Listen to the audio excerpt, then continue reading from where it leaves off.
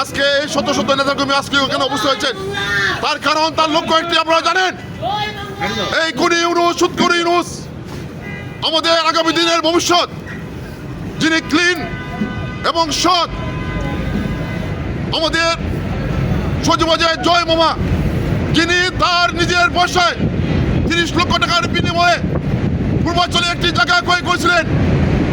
এই খুনি ইউনূস একটা মিথ্যা বানোয়াট কেসের মাধ্যমে আমাদের ভবিষ্যৎ নেতা সজীবাজের জয় মামাকে 5 বছরের কারাদণ্ড দিয়েছে। আমার প্রশ্ন, এই খুনি ইউনূস সে ইতিমধ্যেই এই ঢাকা এবং চট্টগ্রামে 6000 একর জমির মালিক। যদি সৎভাবে ন্যায়ভাবে সজীবাজের জয় 30 লক্ষ টাকার বিনিময়ে একটি জায়গা ক্রয় করে তার 5 বছরের সাজা হয়, তাহলে খুনি ইউনূস 6000 একর জমির মালিক, তার কত বছরের সাজা হওয়া উচিত? আমরা প্রবাসীরা বলতে চাই তার 1000 বছরের কারাদণ্ড হওয়া উচিত। এবং আজকে প্রবাসীরা আমরা এই খুনি ইউনূসের 1000 বছরের কারাদণ্ড দেওয়া হলো,